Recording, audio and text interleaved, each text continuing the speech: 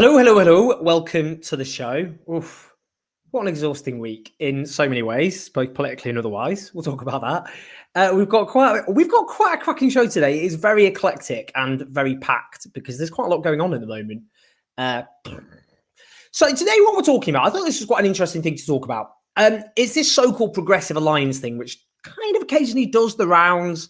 Basically, it's this idea that purportedly anti-conservative parties should form some sort of electoral pact together in order to get rid of the Conservative Party. And one of the, I guess, the kind of founding principles of it is that first past the post isn't a fair system. And because of geographical spread and so on, the Conservatives can win whopping big majorities, even though they win a minority of the vote. They're quite a large minority of the vote, but nonetheless, 55% of people didn't vote for them. And yet they end up with an 80-seat majority. So people go, well, hold on a minute. What happens if the so-called, important point, progressive parties get together, form pacts on the basis of where one party's stronger, the others step aside to give them a free run? There's lots of arguments against that. We've got a great debate today between two people on the left who have very different takes on this.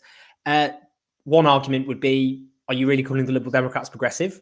The other is this would completely politically emasculate the Labour Party and its guiding political mission. Another basic point is, some would argue, it smacks of desperation. It's a sort of argument you hear floated around when Labour's not doing very well. So then it becomes this crutch to try and game a system under which it has to win. Because some people would say first past the post, not very fair, is it? That's the electoral system. Stuck with it. Labour has to somehow form a government through that system, even if you support changing the electoral system. There's lots of arguments which we're going to go into about it. But it is important to have it out because people are talking about it. The whole point of this is we can have a little discussion about things which are being discussed on the left, not least given we often, in normal times, we're having these big packed meetings to discuss it, and we can't do that. So we're just yelling at each other on social media, on twitter.com. So why not do it on YouTube instead? We've got a lot to talk about, as I said, today. So we're going to be joined by, first of all, Carolyn Culver from the Green Party, who stood in that seat which and beat the Labour candidate. We're joined by David Broder from Jacobin, who is against the so-called Progressive Alliance and wrote an article for Jacobin setting out the reasons why. Do look it up. And Paul Sweeney, who's the Labour MSP for Glasgow region, who is very much for a so-called Progressive Alliance. We're also talking today with the incredible mother of Osime Brown, who is a 22-year-old autistic man who has lived in this country virtually all his life and was due to be deported to Jamaica, where he left at the age, very, very small age, and they had a big campaign for justice and they won. So we're going to talk to his mother about what that means, what it represents, how she's feeling, obviously. And her campaign was absolutely incredible. I was proud to support it myself. And finally, we'll talk a little bit about the Labour Party. Now, a bit of housekeeping, as ever. If you're watching live, do click through to YouTube, which I keep saying, but most of you don't listen to me. But if you do want to help the show, if you click through to the YouTube link, that does help, and press like, and because that helps the algorithm. More people will go on to watch it. Most people watch after the show. And press subscribe. That would really help as well, because you'll get these videos just pinging up on your phone without me having to whinge on Twitter about it. If you want to support the show, we've got a brilliant documentary. I'll come on to that. And I say brilliant documentary, people are, oh, nice to write your reviews, Erin. Obviously, it's the brilliant videographer, Jack Barraclough, who does those videos. And you make it happen through patreon.com/OwenJones84. So do support us on that if you can. That allows us to pay union wages to our team to do those sorts of amazing documentaries. This is in Batley and Spen, the by-election, which is due to take place in a week and a half. And it is quite... We'll talk about this, quite the by-election. You can also support the show using Super Chat on YouTube. So you have to come through to YouTube if you want to ask questions to the guest. And then just you can support the show that way, ask a question, and I will read out everyone's names at the end of the show. So before we begin, this Batley and Spen documentary is quite the roller coaster. We talked to George Galloway, who's standing, one of the most, of course, controversial politicians in the country, to Andy Burnham, to the local Labour candidate, Kim Ledbetter. we speak to people on the ground. And one of the big parts of this story is the perennial fatal problem of the Labour Party of taking its existing voters for granted. 86% of Muslims voted for the Labour Party in 2019. A large chunk of the Labour vote in Batley and Spen are Muslim voters who overwhelmingly voted for the local Labour candidate back in 2019, Tracy Brabin, who stood down now because she's now become a Labour mayor. And I have to say, the anger and fury that I met amongst Labour Muslim voters was astonishing. Let's just see, though, a little clip to give you just to whet your appetite, because this documentary is, if you're, it depends when you're watching this or listening to it or the podcast as ever as well. Oh, that's the other thing. Do, of course, listen on the podcast, subscribe. A big chunk of the audience, of course, is the podcast. But I want to give you a flavour of this documentary out this Monday or in the past. So let's have a look at this clip. Journalists, we're just there just for the day. So you used to be Labour? Yeah, and I'm converting into. I am going to go what you call with George now, because I want the roads. I'm a cabbie, and being a taxi driver is just so infuriating to see all the time the roads are in such a state that nobody's doing nothing about it. So you're actually voting for potholes? Yeah, potholes. Yeah. Do you think George Galloway as an MP will leak? So yeah, sorry. Why do you think George Galloway will sort out the potholes? Well, I mean, he's man of his word. But he's I mean, I have seen him over the years. That what he says, he lives up to it. George, are you going to sort out the potholes? Because he wants you to. How as a member of Parliament? Well, I'll fill them in myself if I have to. There's roads here that are worse than the roads in India and Pakistan. I'm not joking. But as a member of Parliament, he wouldn't be able to fix that. Accountability and scrutiny. But you can put our voice ahead at least. Okay. If you can put the voice ahead for us. But there's a zebra crossing down there that is so faded, no one can any longer see it. I'm going to paint it myself. Genuinely? Yeah. Wow. Appreciate you got busy with. The zebra. Oh yeah. Oh, blimey. See me paint that. Are you actually going to put that is a George Galloway promise. I'm going to paint that. Promise. It's actually the only election promise I've made, other than to fight for people. Well, when you thought you could do it today, come on. No, I can't. Get painting. Because I'm not the MP. But if I'm the MP, you'll see me on my hands and knees with a broad brush. I'm quite good at the broad brush. Slightly surreal experience, I'm not going to lie. There you go. He's promising to paint a zebra crossing. Now, obviously, the documentary goes into slightly more profound issues than George Galloway promising to paint a zebra crossing, but it does look at the huge groundswell of disillusionment there and what that potentially means for Labour. Labour councillors there are not optimistic about keeping that seat and report entire streets where 90% of people voted Labour at the last election who are telling canvassers to go F themselves and various other not very happy expressions. Now, we're going to talk about that at the end of the show as well, about Labour Party, because some people think my tweets are responsible for the Labour Party's plight rather than the people running the Labour Party. Now, we're going to talk now to Caroline Culver, who is a Green Party candidate, was a Green Party candidate, sorry, for Chesham and Amersham. Before I introduce her, let's just have a little look at the clip from the Liberal Democrat candidate, Sarah Green, not Sarah from the Green, Sarah Green, her victory speech. Tonight, the voice of Chesham and Amersham is unmistakable. Together, we have said, enough is enough, we will be heard, and this government will listen. This campaign has shown that no matter where you live, or how supposedly safe a constituency may appear to be, if you want a Liberal Democrat Member of Parliament, you can have a Liberal Democrat Member of Parliament. We need that off ITV. So Caroline, I think I called you Carolyn again. I think before we spoke, I knew to call you Caroline. I think I called you Carolyn again. So let me make it clear, you're called Caroline. Very obviously, that's your name. We can read it. It's great to see you. How are you doing? Very well, thank you, Owen. Thank you very much for inviting me on. It's great to have you on.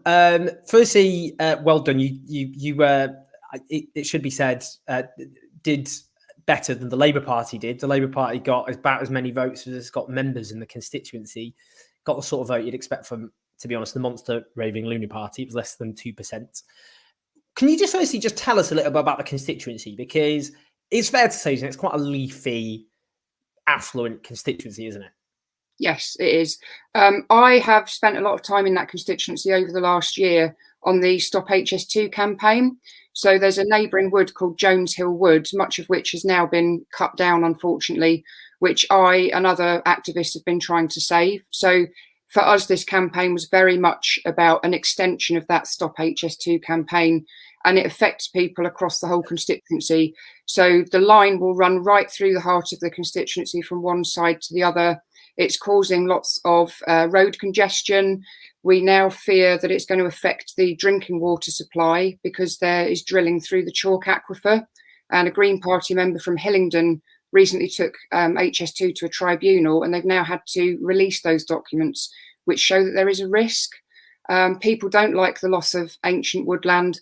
And also it's a matter of social injustice. There are many landowners there who have lost homes or lost land and have still not been compensated many months later. So for us, it's a case of environmental and social justice. And that concern resonates across the entire constituency. So, Caroline, in this election, or in the aftermath, lots of people have said, well, look, this is a so-called progressive alliance in action because this was a very safe Conservative seat. They won it by a whopping big margin. What I think is quite interesting is how the Lib Dems behaved in this by-election. So do you want to tell us, because people are talking about the so-called progressive alliance, from a Green Party perspective, how do you sum up the Liberal Democrat campaign? Sure.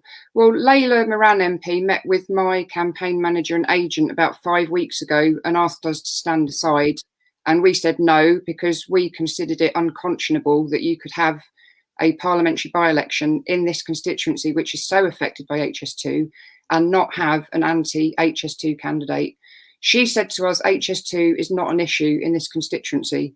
So I can either assume that the local Liberal Democrats were not talking to people on the ground, or they had not conveyed to their national leadership that HS2 was a problem. So we said, no, we're going to go ahead. We're going to fight this because people need to have an anti-HS2 candidate that they can support. So the Liberal Democrats came flying out of the traps and they talked about the government's planning proposals quite rightly and said that they were wrong. And they didn't mention HS2 until about a week to 10 days ago. And then in their literature, they started saying the Conservatives have not listened to us and the local community's concerns about HS2. Now, the reality is all of the Liberal Democrat MPs in the House of Commons, when phase 1 of HS2 was voted through, all of them voted for HS2. Even some Conservatives and Labour voted against it. And then when we could see the damage that was being done to the Chilterns, there was a vote on phase 2A of HS2, which goes from Birmingham to Manchester. And with that vote, 2 Liberal Democrat MPs voted for it, and the rest of them, including Laila Moran, didn't even turn up for the vote. Their national party policy remains pro-HS2. So I'm afraid to say this is another example of the Liberal Democrats flip-flopping. Are they for HS2 or are they against HS2? Now, if you look at social media, a lot of local people are celebrating the fact they've got rid of a Conservative and they now have an anti-HS2 MP. That's the way they're looking at it. They voted for her because they thought she was anti-HS2. So she now needs to deliver on that. She needs to go and meet the landowners who haven't been compensated. She needs to go and visit the woods that have been cut down. She needs to do something about the tunnelling through the aquifer and the impact that that is going to have on the local rivers and the local drinking supply. And if she does that, I will be the first to congratulate her. But having been involved in politics for 25 years, I don't have overwhelming confidence that they will actually deliver on what they've said.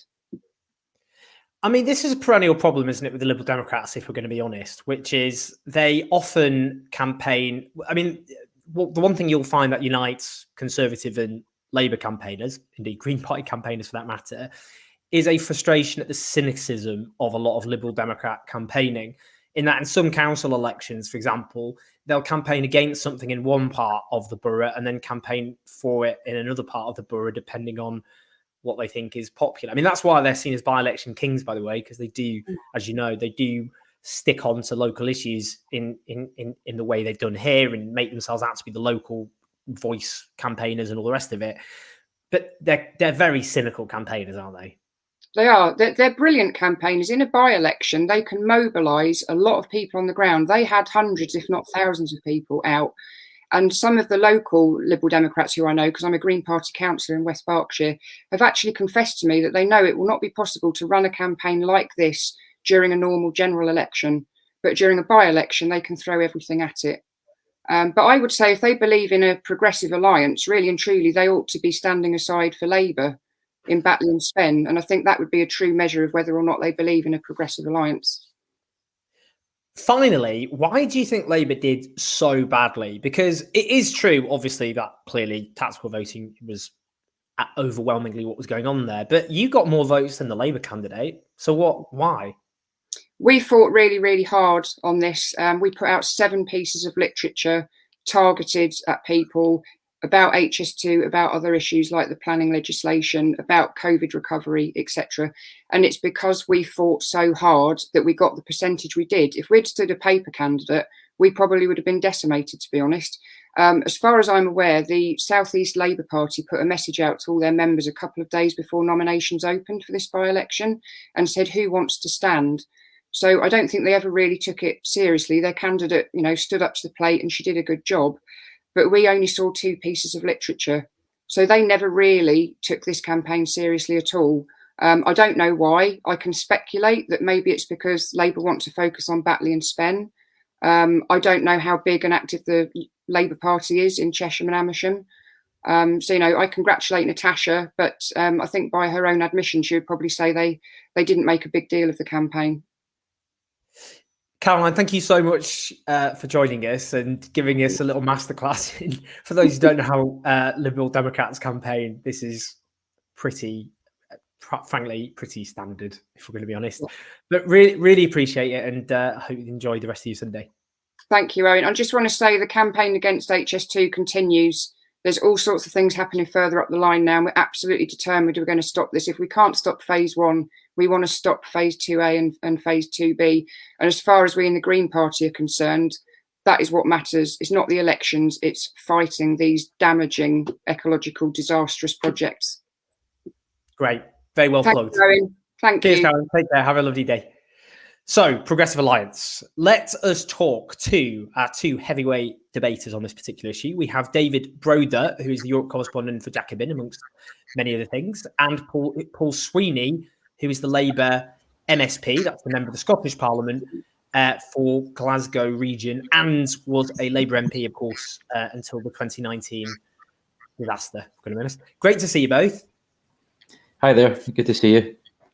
We're going to start just a little quick clip from John Curtis. He's Britain's preeminent pathologist. I said it right. It's fine. Let's have a look what he said. How do you read this result? We're hearing a lot of claims, obviously, from the Lib Dems. What about you? What does it say to you? I think the honest truth is that this was a by-election that the Liberal Democrats always had a good chance of winning, and certainly a by-election that the Liberal Democrats badly needed to win. This is a very middle-class, degree-heavy, Remain voting constituency just outside of London. This is precisely the kind of constituency in which the Conservatives performed relatively badly in 2019, and in many of which the Liberal Democrats performed relatively well, most notably gaining St Albans, but also not being that far behind in the Foreign Secretary's constituency of Esher and Walton, not being very far behind in Wimbledon. So this was a constituency in which the Liberal Democrats were unusually well placed in the wake of the pursuit of Brexit, a pursuit of Brexit that means that the Conservative Party has indeed been doing relatively well in constituencies, working class, leave voting constituencies in the north of England and in the Midlands, as exemplified by the outcome of the Hartlepool by-election just a few weeks ago. But the converse of that has always been that in Remain voting middle-class seats in the south of England, the Conservative coalition has been weakened to some degree in the wake of Brexit. And Liberal Democrats, frankly, are the party that in many instances are best placed to profit from that. And that's what they've managed to do in Chesham and Amersham. So, Paul, let's start with you as someone who supports a Progressive Alliance. mean, partly before link on to what John Curtis just said, the argument partly is very straightforward. The Lib Dems are not progressive. They propped up the coalition government of 2010 to 2015. They just prop it up. They were integral to it. They introduced huge amounts of cuts and austerity that paved the way for the calamity we see socially, but also politically. That's enveloped this country for the last few years. Everything from the bedroom tax, decimation of the welfare state, public services. But what links to John Curtis there is they have a so-called blue wall strategy. So they're going for middle class, socially liberal, Remain conservative seats, but they're well off constituents and they don't want their taxes to go up. So by definition, the Lib Dems have to oppose, for example, increases to tax to those voters. So they wouldn't be able to prop up a Labour government if those voters think that a Labour government that's remotely progressive in any shape or form is likely.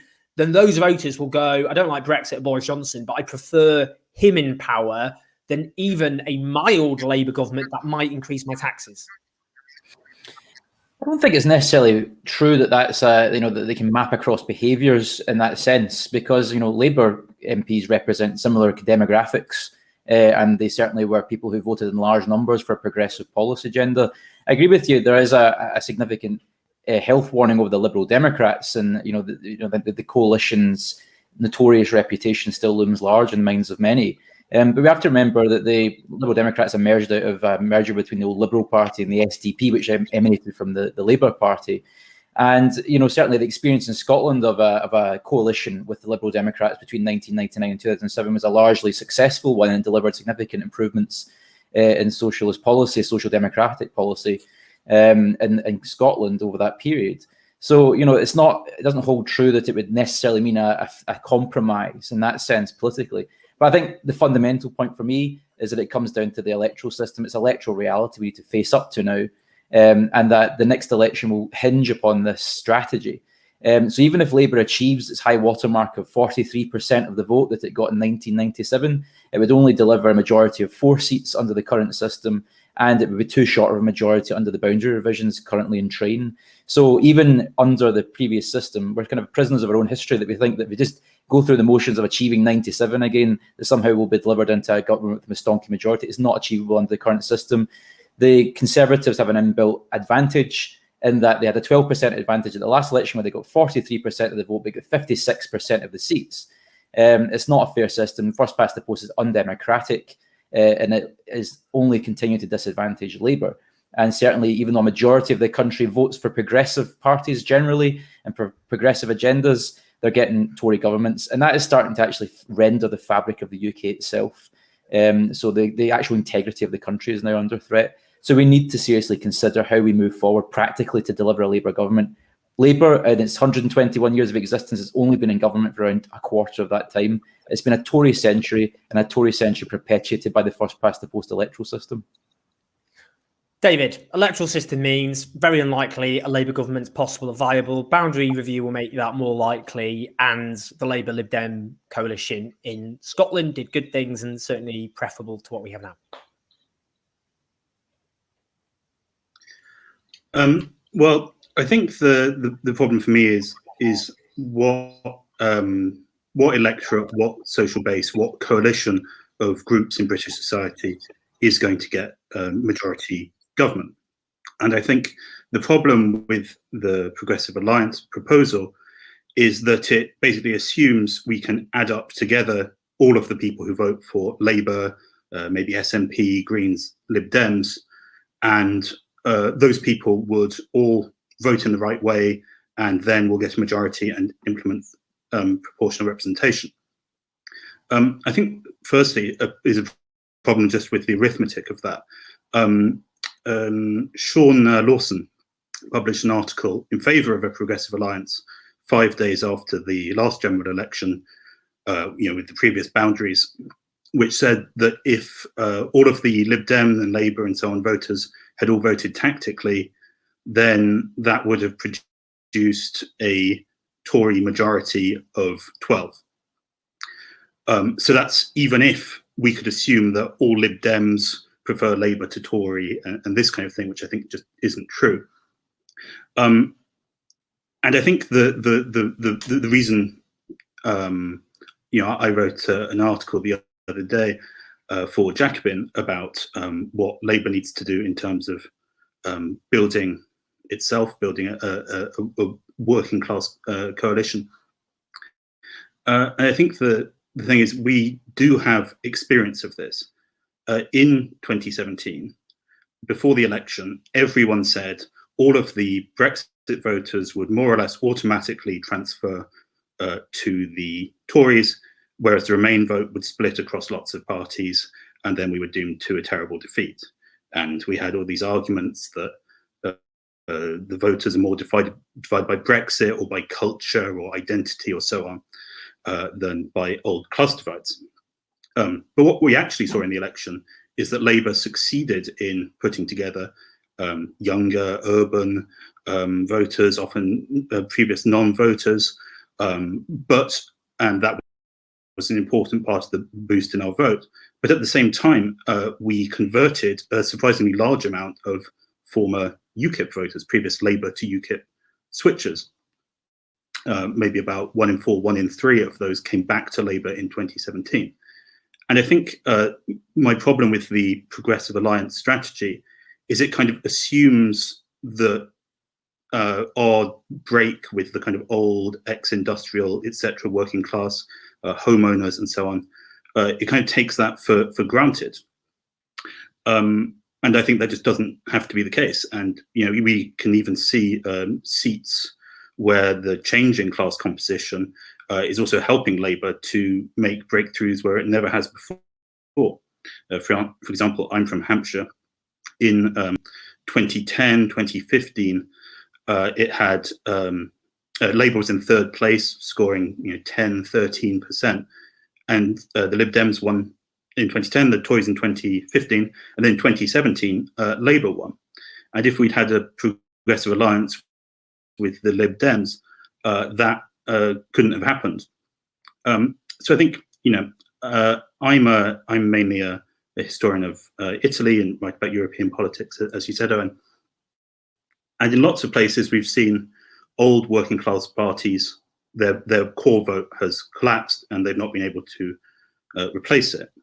And in Britain, we still have a stronger position because the institutional and electoral base of the Labour Party is still standing, still something to build on. Under Keir Starmer's leadership, we've seen the continuation of the historic decline of its working class support. Both older and voters going to the Tories and younger voters going to the Greens and so on. And of course, a lot of people not voting anymore. And I think that the decisive thing we need to focus on in terms of building an alliance, building a coalition of support, is winning back people who don't think politics can change anything, people who don't trust the parties, people who are appealed to by the kind of left populist agenda that Corbyn put forward. And I think, frankly, we're having this discussion at a time when Keir Starmer's leadership is imperiled. And I think I certainly hope the next leadership contest isn't defined by, who would be best as Labour leader to suit the Lib Dems or who they would be willing to go into alliance with. I think the most important thing for Labour is to rebuild itself as a party that uses the language of class and uses that to unite a broad social majority behind it.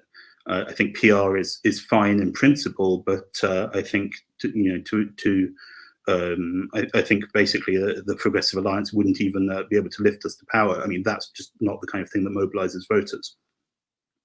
So, Paul, I mean, partly on that, inevitably, not a coalition, some sort of pact with the Liberal Democrats would dilute the sort of populist class-based politics that could actually win large sections of the population, as 2017 showed.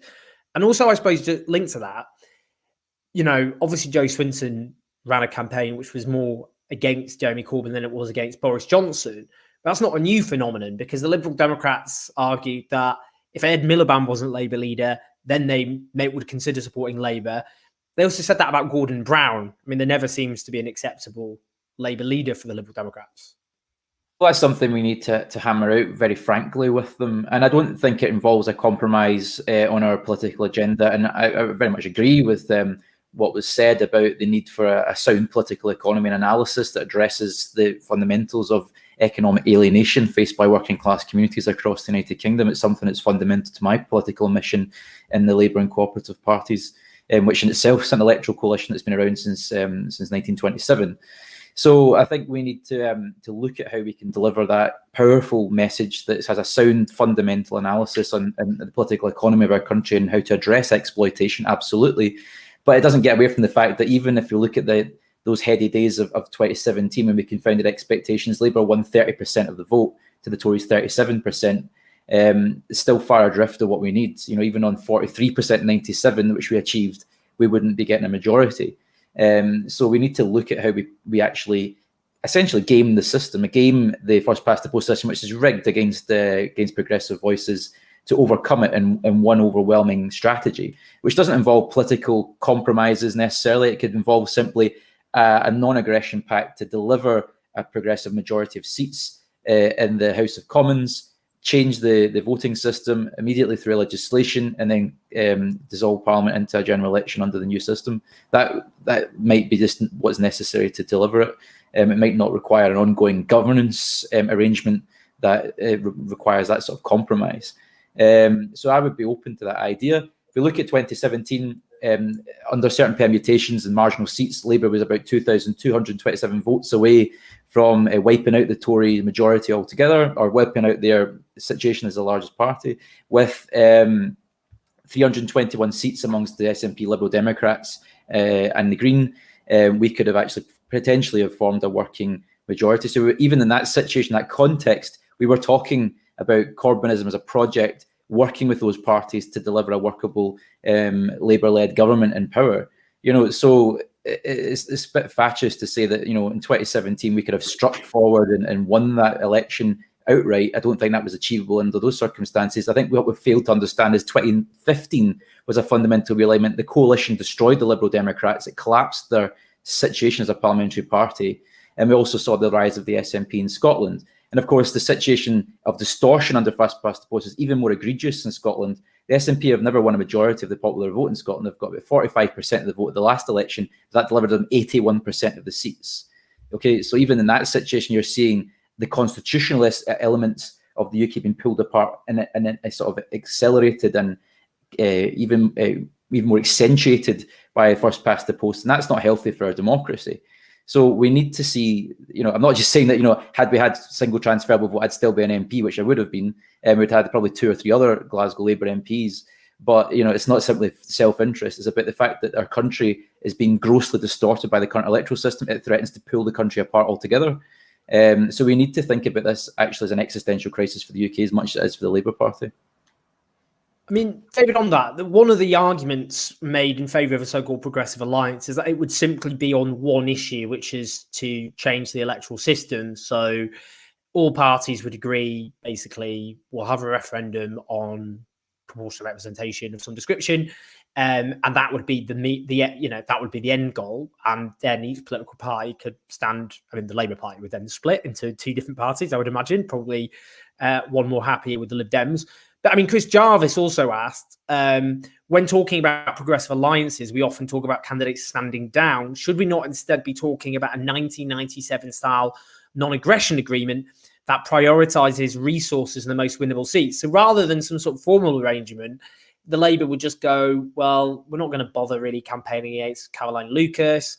We're not really going to bother campaigning in Amersham and Chesham, but don't try and campaign against us in marginal Labour and Tory seats.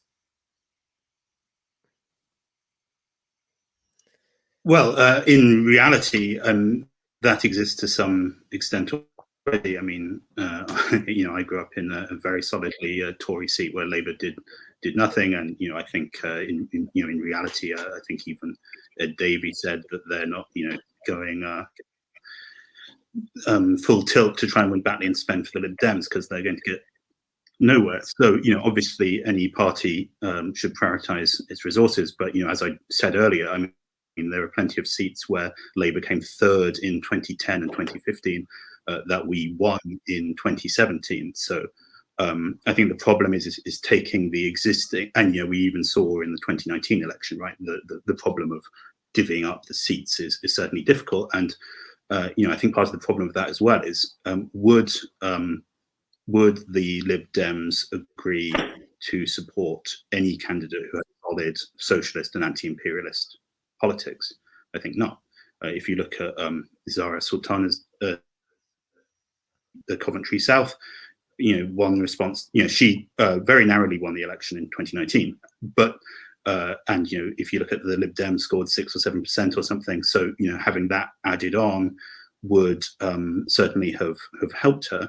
But on the other hand, there's simply no chance that they would lend their support to a candidate as good as her. And I think that the problem of the Progressive Alliance, the way it's kind of presented and talked about, is it presumes a kind of that we can just kind of unite on the lowest common denominator and then have all our other differences, whereas in reality, the contradictions within those parties and especially over things like Scottish independence. I don't actually know what Paul's attitude towards is to Labour standing aside for the SNP.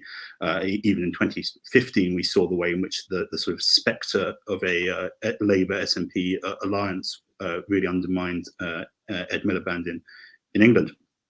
But I mean, I think the problem with the idea of it being a sort of single issue, I mean, we've already seen this in practice because in the dying days of Theresa May's government, there was plenty of talk of the idea of a so-called national unity government, or effectively an alliance of the Remain parties, in order to install a temporary government, perhaps led by John Bercow or someone, which would delay or probably cancel Brexit, organise a second referendum or whatever.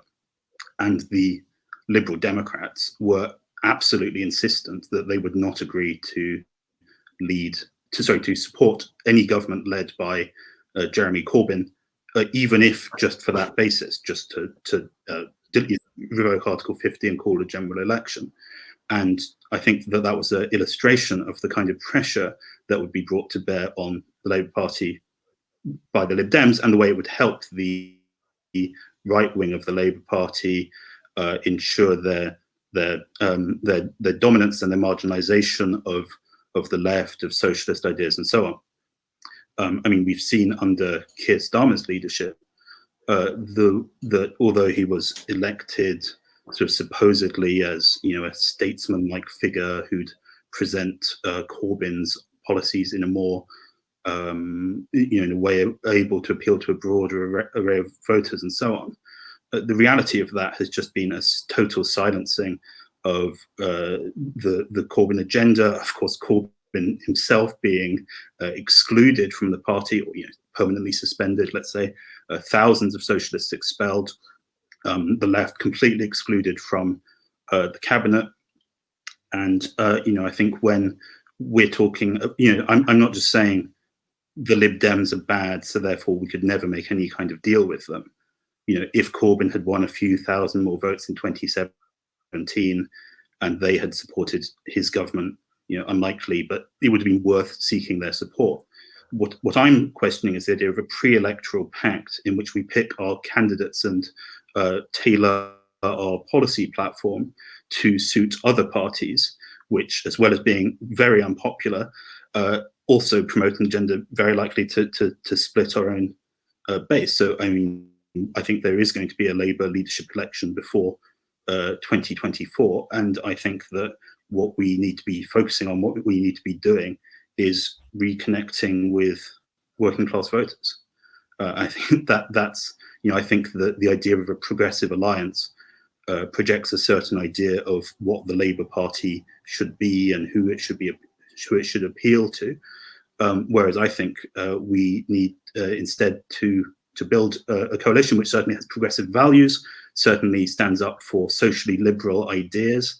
If you think, of course, of I think the Lib Dems aren't just a free marketeer party, but that also has socially illiberal effects. If you think, when the Lib Dems were in government last time, they made people pay to go to employment tribunals. They cut legal aid and that obviously had a massive effect on women suffering sexual harassment, and we could come up with any number of things. But I think the progressive coalition has to be built around being able to mobilize people who don't vote, people who were inspired by Labour in 2017. I just finished by correcting Paul on one point.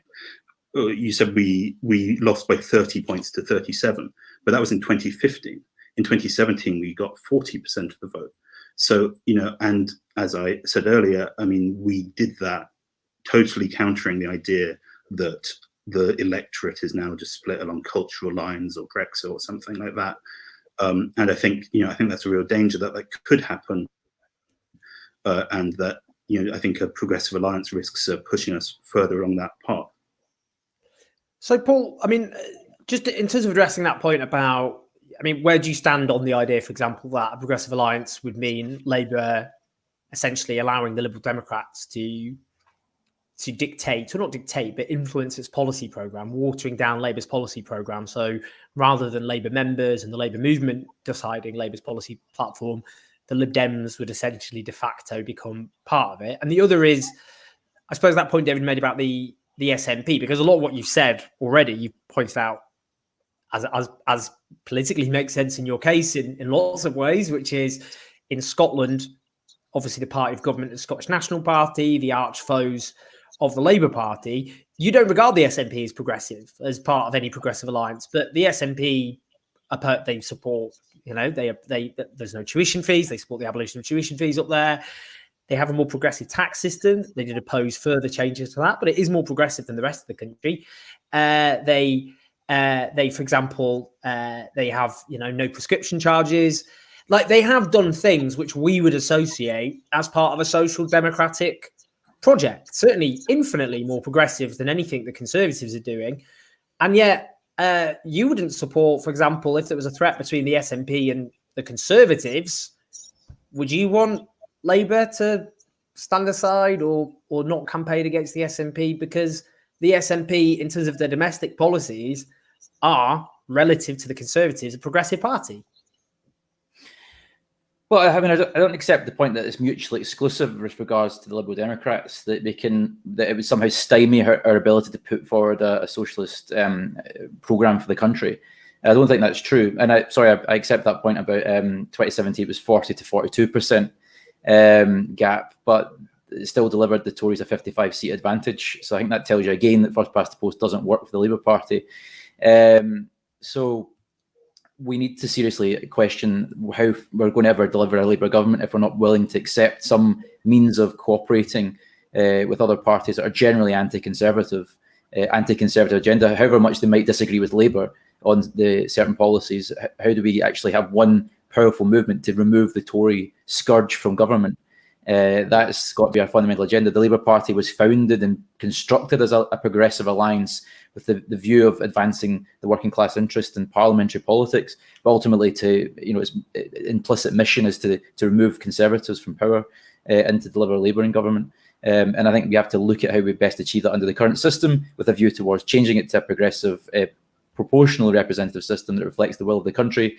With regards to the SNP, yeah, I mean, you cited some achievements there, such as the abolition of tuition fees and prescription charges, both of which were delivered by Labour and the Liberal Democrats in government. Labour abolished upfront tuition fees and also made over 90% of prescriptions free to Scots. So, the SNP talk a good game when it comes to claiming the achievements, actually, of the previous Labour administration in coalition with the Liberal Democrats, funnily enough. I think fundamentally the project of Scottish independence, though many people on the left and many progressives agree with it, I'm firmly of the view that it's anti-socialist, because it will deliver an economic environment which will be basically open the country up to neoliberal agendas and will cut public spending by between 20 to 40% immediately. So it's hardly progressive. That aside, I think the SNP support a lot of Labour policies, support the general mission of the Labour Party in terms of its agenda economically and socially. So there is a deal to be done there in terms of the actual day-to-day governance of the country. I don't think it necessarily requires some sort of coalition. I think the SNP would vote for much of Labour policy simply because if they didn't and undermined the Labour government, as I've said before, when this was speculated about in 2017 to 2019, they would pay the price at the polls because many Labour voters shifted to vote for the SNP. What's quite interesting about how voters behave, and that point that was made about, we can't expect voters to be automatons, so simply, automatically be computed to vote a certain way. Agreed. But we can actually see how generally aligned voters are in terms of their values and how that's likely to work in the context of a broader coalition against the Conservative Party to deliver a one fell swoop against them and then actually be able to bring in a fairer voting system. I think that's a compelling argument to make, and it can be done in concert with Labour's mission for improvement of working class communities and investment in working class communities, restoring wealth to working class communities. That can certainly be something that's completely compatible. I think if you look at the SNP, for example, and I see like Stirling, let's take Stirling, Labour right up until 2015, then the SNP, the SNP won it in 2015, then they lost it to the Conservative Party in 2017. And then actually what you saw in that seat was in the 2019, a lot of Labour voters switching to vote for the SNP to get rid of the Tory incumbent. So you can actually see that playing out anyway in Scotland. Certain alignments are happening. In Glasgow, it's actually a very, very close fight between Labour and the SNP in many seats. And often it can be determined simply by turnout on the day. So I think in Scotland it's a bit more complex. We can certainly see certain areas, certainly north of the Central Belt, where Liberal Democrats might want a free run, for example, Ian Blackford's seat, which was Charles Kennedy's old seat. So it might be reasonable for Labour to stand aside and let them have a go at it. Whereas in other areas of the country, it might be more reasonable for Labour to not stand a candidate so that the second place party has a better chance of knocking the Tory incumbent out. So there could be reasonable arguments on a case-by-case basis. But as was mentioned again, there is a risk that that can be used by the Conservatives to say Labour in an unholy alliance with the SNP to break up the country. So we have to be wary of the potential negative effects of that, and basically have a shrewd approach to dealing with it on a constituency by constituency basis. I think that's true of everything that's been said. It's not about, I don't think there's been an argument compellingly against the strategy of it. I think it's been about tactics, about what seats are most appropriate to allow the lead candidates to go forward. And yes, Labour has came from third place to win seats before, fair enough. But I don't think that's a compelling argument against the principle of the idea of having an anti-Tory alliance to beat them. I think what we've seen with Biden in America shows that it was a very open coalition of people that was built to successfully achieve that anti-Trump vote. And that's something we could probably learn a lesson from, although obviously it's a different electoral system. David, I just want to put a couple of questions put by people watching. So Andrew John says perpetual progressive alliance won't work. A one-off democratic alliance, build democracy, failing narrative, manifesto for PR and election reform, win, make law, dissolve parliament, run new election. So it's essentially just saying have an election to get rid of the Conservatives and then change the electoral system, then just have another election, which would be obviously on the issues. Although Tajus Campbell says, why put it to PR to a referendum?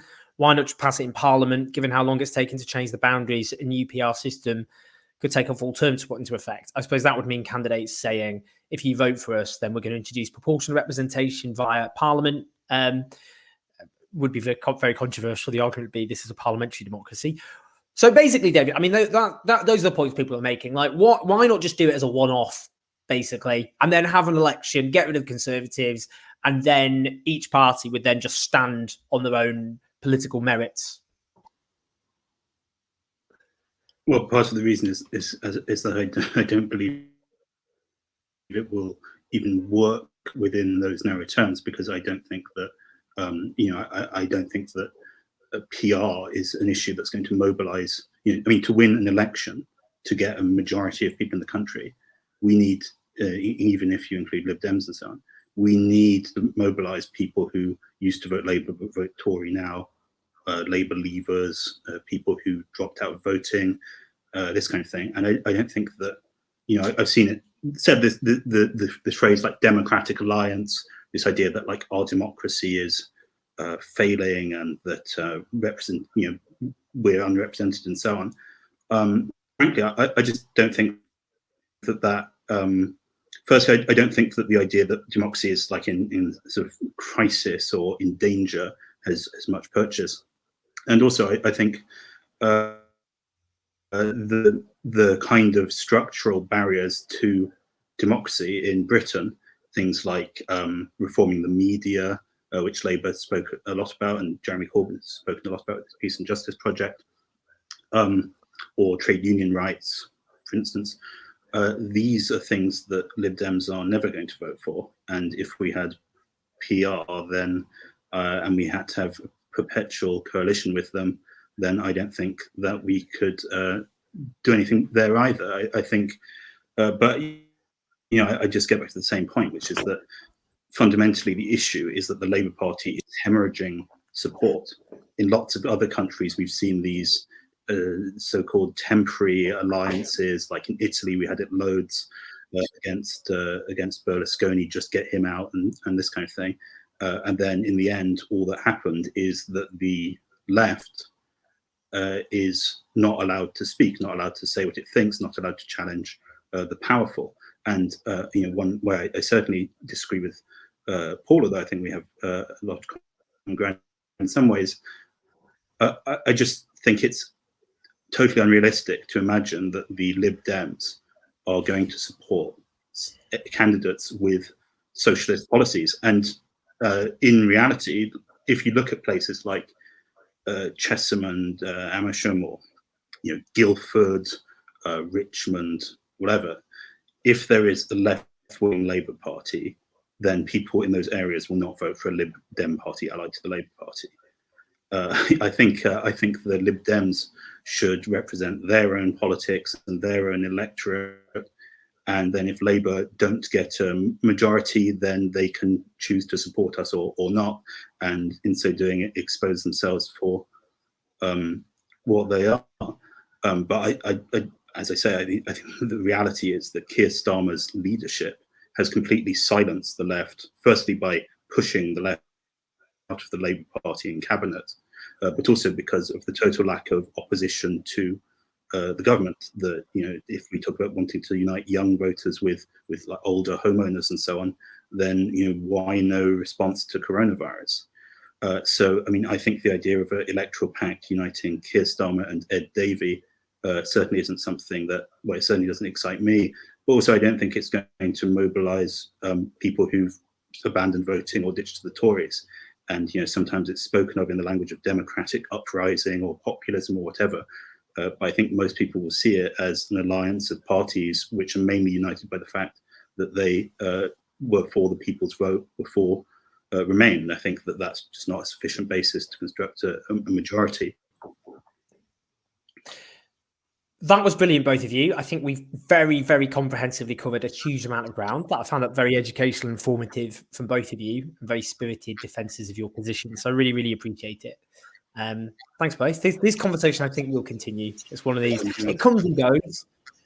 But thanks so much, and enjoy your Sunday, and thanks for joining us. Thank you. Nice to see you, Owen. Thanks. Yeah, you too, buddy. See you, David.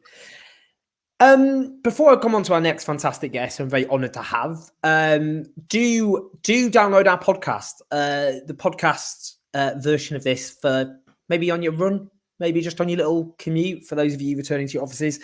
But you can get that on wherever you get your podcasts within reason.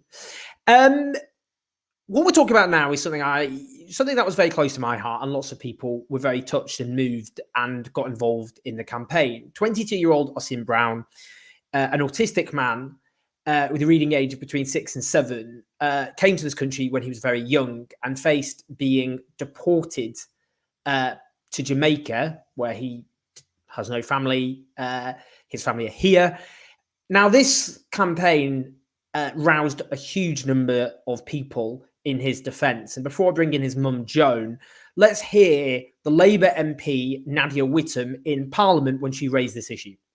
The Secretary of State will be aware that in recent years there's been increased understanding of neurodivergent people and the issues that this presents in the criminal justice system. Yet there are still neurodivergent individuals who face disproportionate prison sentences, and in the case of foreign national offenders, could risk deportation to a country where they have no support. Will he commit to immediately reviewing all cases of neurodivergent individuals, and particularly those who face imminent deportation? Well, I'm very grateful to the Honourable Lady. She raises an issue that she will probably know is very close to my heart. And in the White Paper, we've announced a call for evidence about neurodivergence within the criminal justice system, because I think that we can do much, much better, not just in terms of understanding and making adjustments for people with autism and other conditions when they get into the system, but preventing them from getting into the system in the first place. One of the issues I think she raises is, of course, the question of diagnosis. And many people are not even diagnosed, even though they present with these problems. I will look at that matter more closely, and I'm grateful to her for raising it.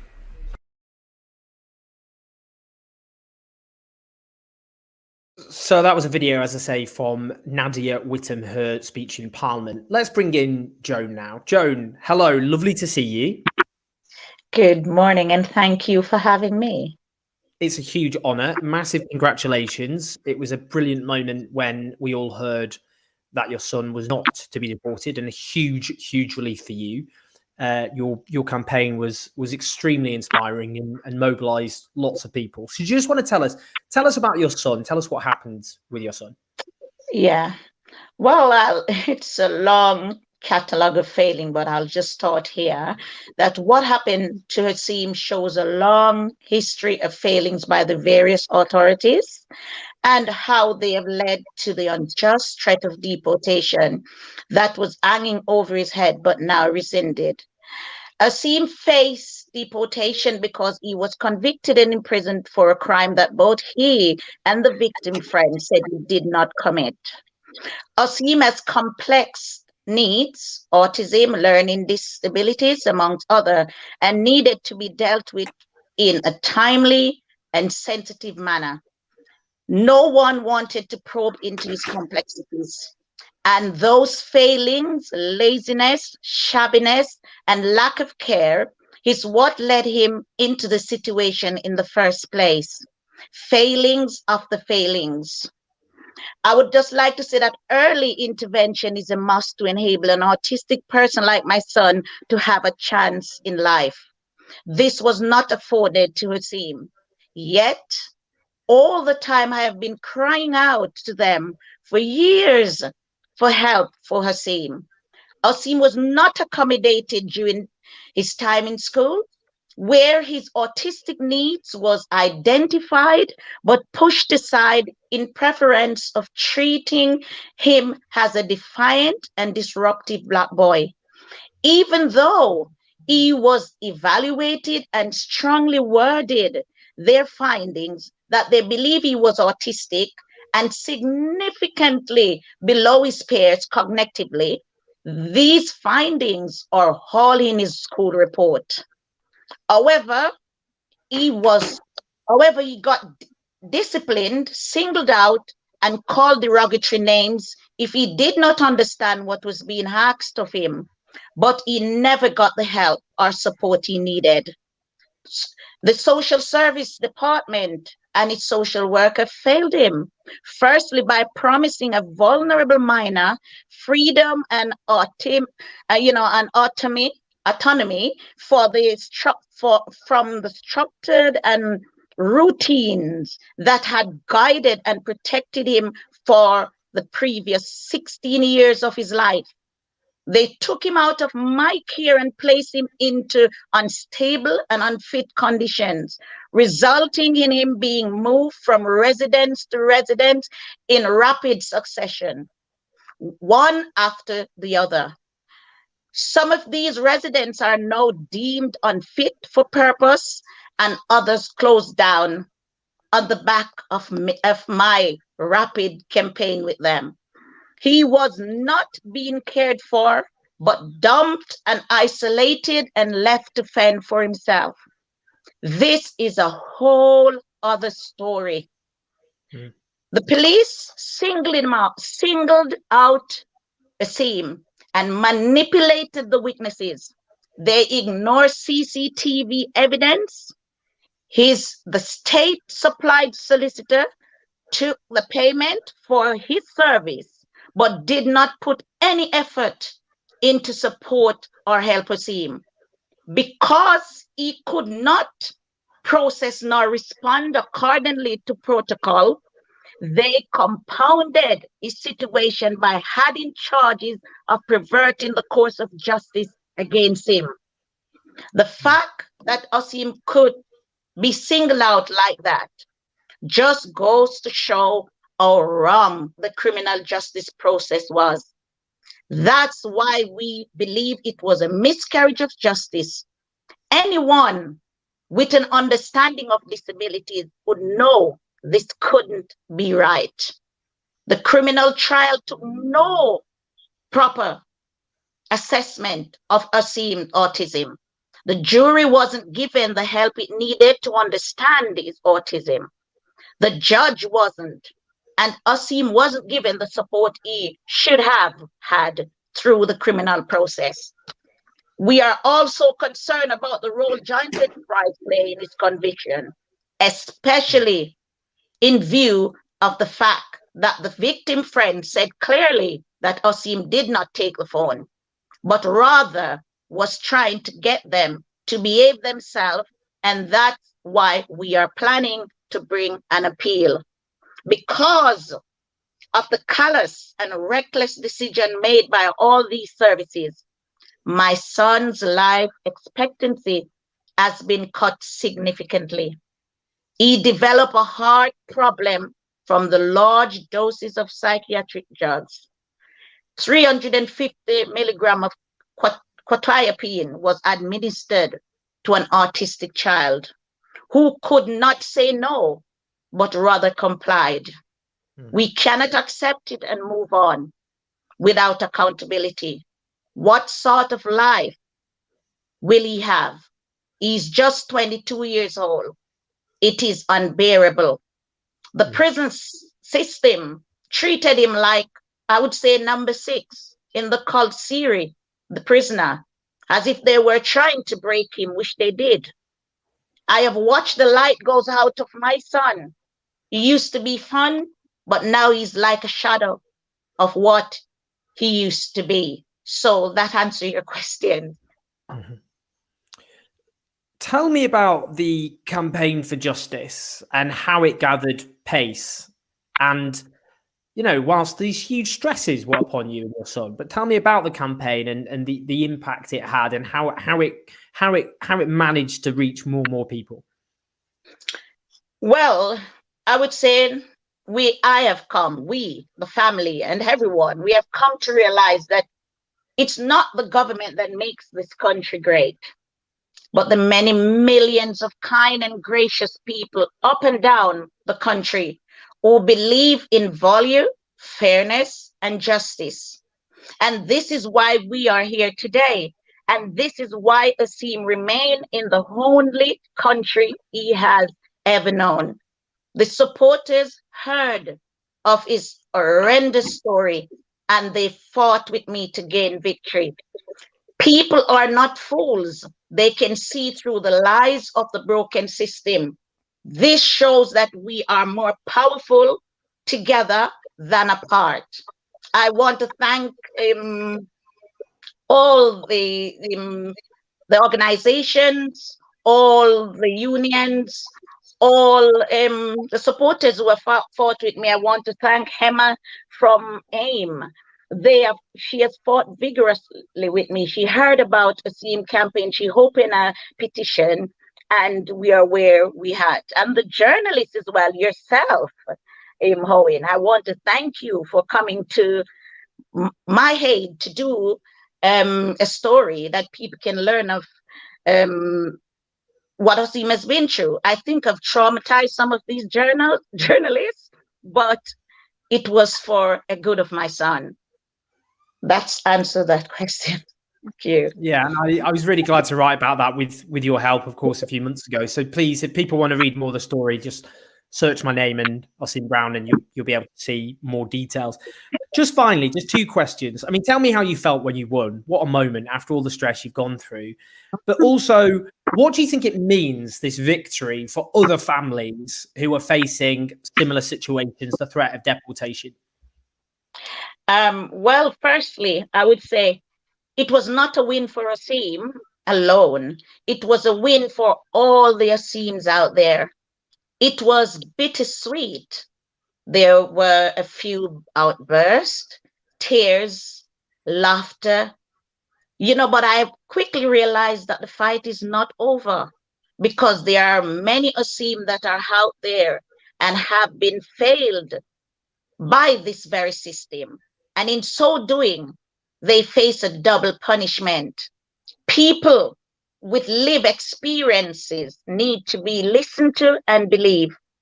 Nothing without us is for us. We need to have input and for our concerns to be heard and acted upon. That, and to answer your question about the campaign and families out there, I would say that there is hope, and they should persevere, never give up, and be strong in their pursuit for justice. It also shows that the Home Office can indeed respond in a just and dynamic way. Too many family has been wronged and injured, sometimes to a point of no return. So in closing, I would like to say to the government, the time is always right to do right. Thank you. Joan, it's such an honour to have had you with us to talk about this. And as I've said, so unbelievably heartening in these not so often pleasant times to see some actual justice. You fought an incredible and very moving and inspiring campaign. And it's brilliant to see this victory. And I hope it will embolden other people who are fighting the other Osimes, fighting for the other Osimes out there, as you say. Thank you so much, Joan. It's a real delight to have you. And it was very moving as ever. Thank you. And it was my pleasure to be in here. Thank you so much. Have a wonderful day. And happy Father's Day to all the fathers out there today. Yeah. Thank you. Happy Father's Day to all the dads. Yeah. Lots of love, Joan. Take care. So before I wrap up, it was brilliant to have Joan as ever. So eloquent, so moving, and she fought an incredible campaign. Just before we wrap up, so I'm trending again because it's a day ending with Y. So this is what I'm trending this time. I went on my good friends at Navarro's show on Friday to discuss the political situation. We spoke about Keir Starmer's leadership.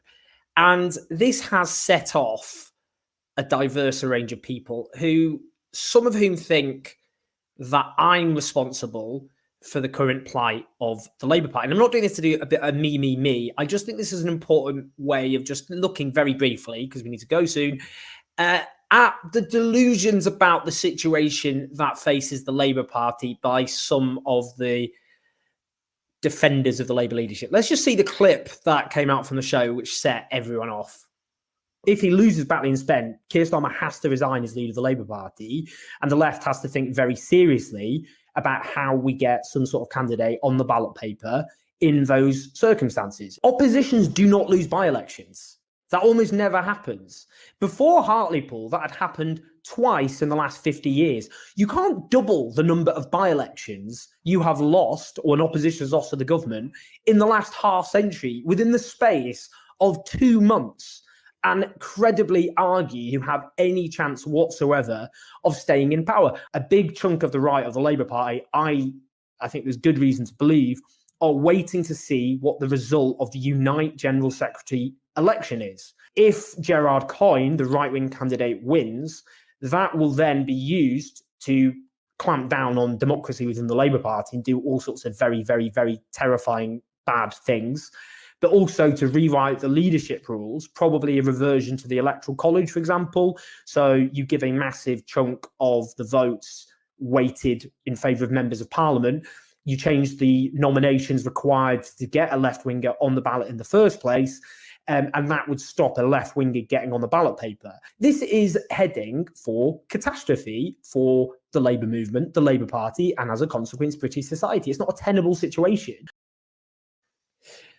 So, I mean, very, very bad, terrifying things was not my most eloquent turn of phrase. Good job, not a writer. Yeah, so, I mean, we'll just quickly say on this, because I was trending, lots of people going, this is why the Labour Party is, because of me going on Navarro. I mean, firstly, I've been to Batley and Spent. The documentary's coming out, you'll see. I heard lots of reasons why people weren't voting for the Labour Party. People disillusioned with the Labour leadership over a lot of things, both domestic and foreign. No one was going, do you know what, I was going to vote Labour, but I saw that video you did, or one of your tweets has made me decide to vote for the Conservative Party. I mean, let's just live in the real world. It's so delusional. If you go on Twitter, poor you, click on Owen Jones, the trending topic. If it's still trending, you just type my name in. And some people are really angry and abusive, they hate me. I mean, I can read through their tweets. I get the gist. They hate me. I get that, fine. Join my exes, just joking. But all I'd say is just a few very quick things. Labour is in a lot of trouble at the moment. Keir Starmer stood on a platform of retaining the domestic policies of the Corbyn era, combining that with professionalism, party unity, electability. And I said at the beginning, I didn't vote for him, but I wrote a column saying, wishing him on, saying everyone should wish him well. And of course, I supported the Labour Party all my life. I voted for every leader. I've never not voted for the Labour Party in any circumstance, unlike Alistair Campbell, one of my detractors on Twitter, denouncing me for not showing sufficient gusto in supporting the Labour Party. That guy was voting for the Liberal Democrats 2 years ago. No offence, but let's just stick to the facts here. So I just think, a lack of perspective, I think, has emerged. My own view is, if you lose 2 by-elections, which Labour held those seats in a general election, in a by-election, oppositions are supposed to do better than they do in a general election. Now, we're told a vaccine rollout has destroyed that. So why on earth did the Liberal Democrats win in Chesham and Amersham then? Well, the vaccine rollout only damages the Liberal Democrats. Or maybe they've not all been vaccinated properly in Chesham and Amersham. Obviously, this is ridiculous. And in Batley and Spen, if Labour are struggling, which they are, I've been there and I've spoke to Labour councillors who are frankly despondent on the ground. If you lose Hartlepool and then you lose, and both of these seats were kept by Jeremy Corbyn in both both general elections. In 2017, just 4 years ago, over half the electorate in those constituencies, both of them, voted for the Labour Party. Labour had a thumping majority then. It diminished in 2019, but they were still majorities that Labour should keep in a by-election, because by-elections are where you're more likely to get the opposition doing well. Now, people say, oh, you didn't hold this standard to Jeremy Corbyn. Well, actually, I did, actually. In fact, arguably a lower, much to the chagrin, there's still people angry at me over this, because I voted for Jeremy Corbyn to be twice, campaigned for him to be leader. And then what happened in 2017, in March, in Copeland, Labour lost that by-election. Now, as it so happens, Jeremy Corbyn actually won his first by-elections. In fact, Oldham West and Royton, a few months after he became leader, Labour increased its majority. And I said at the time, I think he should resign. So, with Keir Starmer, I'm waiting for 2 by-elections rather than 1. And actually, people then go, well, you regretted saying that. Well, yeah, because there was a general election in which Labour added 30 seats, which disproved my thesis. People might argue, well, the same could happen again. Well, the difference is Jeremy Corbyn's success in 2017 was down to the fact there was a policy prospectus that cut through, which resonated with people, and he was a very good campaigner, and Theresa May was a bad campaigner. That's not going to be the case with Boris Johnson and Keir Starmer. There's no policies that are going to come out of his sleeves which are suddenly going to wow the electorate. There was no vision coming out of the Labour Party. That's why they're struggling. I mean, no one knows what they stand for. If you go around the streets of this country, the problem is people don't think the Labour Party stands for anything anymore. That's not my tweets responsible. It's not my videos responsible for that. That's the Labour leadership. And I'm afraid to say they've let the government get away with 150,000 deaths of people sent prematurely to their graves because of one of the most catastrophic handlings of COVID on the face of the earth. Donald Trump was an incumbent during the pandemic. He lost the election. So why on earth are Labour struggling? Because they failed to put an alternative narrative about how the pandemic could have been handled differently and what they would have done instead, and presented a bold, optimistic vision of life after the national emergency like they did in World War II. Now, people have to get real. The Labour leadership is not fulfilling its promises that it made in the Labour leadership election, and it's struggling because of its mistakes. Not people in the Labour Party. Keir Starmer got an easy ride from the media, and the vast majority of Labour MPs have backed him. That's not the same as Jeremy Corbyn, who got every single day a vicious media campaign, and most Labour MPs trying to get rid of him.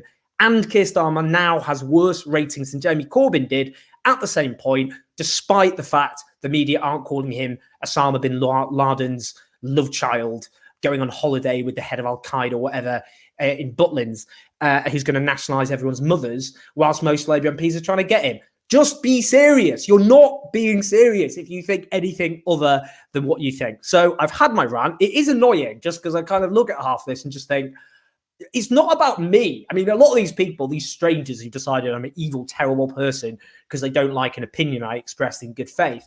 But the fact is, it's deflection. A lot of these people thought the Keir Starmer would come in, the grown-ups are back in the room, their predecessors were so self-evidently incompetent and shambolic that he'd waltz in and everything would be fine. And it hasn't happened. It hasn't worked. Those people feel understandably very, very embarrassed and humiliated because everything they argued would happen didn't happen. And now instead, all they've got left is to claim that people who are left-wing on Twitter are responsible for Labour's problems. I've had my rant. It is annoying. I'm going to finish now because we've all got things to do.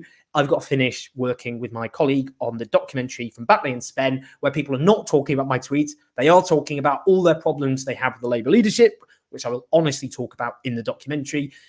So please do check that out.